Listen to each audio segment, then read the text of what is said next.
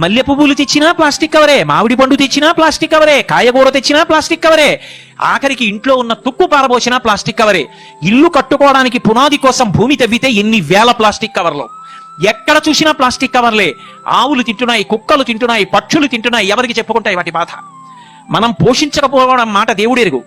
ఎన్ని ప్రాణులో గిల గిల గిల గిల తన్నుకు చచ్చిపోతున్నాయి. కనీసంలో కనీసం ఒక సైను బట్టతో తయారు చేసినటువంటి బట్ట సంచి 10 రూపాయలు ఉంటుంది. మడిస్తే చిన్నదైపోతుంది, జేబులో పెట్టుకుని వెళ్ళిపోవచ్చు.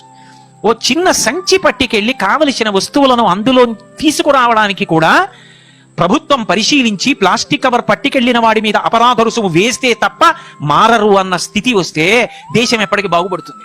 ఎప్పటికీ ప్రకృతి మాతకు నీరాజనం. శుష్క వేదాంతం వల్ల ఈ ఆచరణ సాధ్యం కాని విషయాలు ఎన్ని వల్లిస్తే మాత్రం ప్రయోజనం ఉంటుంది? ఒక్క కుటుంబంలో ఒక్క వ్యక్తి నేను ప్లాస్టిక్ కవరిక నా జీవితంలో ముట్టను అని చేతి సంచి పట్టుకెళ్లడం. పూర్వం ఇంట్లో చేతి సంచి తీసుకొచ్చి పెట్టేవారు. నాన్నగారు దుకాణానికి బయలుదేరితే కొడుకు గబగబా తీసుకొచ్చి చేతి సంచి అందించేవాడు.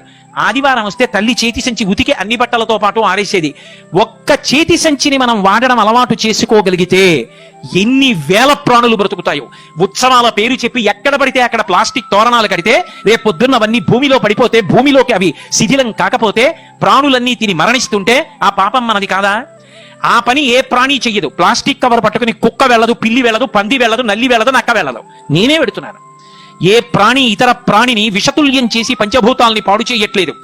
నీరు నాది, నిప్పు నాది, భూమి నాది అని పంచుకుని పాడైపోతున్నది ఎవరైనా ఉంటే మనిషి ఒక్కడే. మిగిలిన ఏ ప్రాణులు ఇలా పంపకాలు చేసుకోలేదు, దెబ్బలాడుకోలేదు. ఇది నాదన్న మాట వాడలేదు. ఎక్కడ నీరు దొరికినా ఒకటి అలా తాగితే రెండోది దాని తర్వాత వెళ్ళి తాగింది తప్ప ఇది నాది అని చెప్పి జెండా ఏ ప్రాణి ఎగరేయలేదు.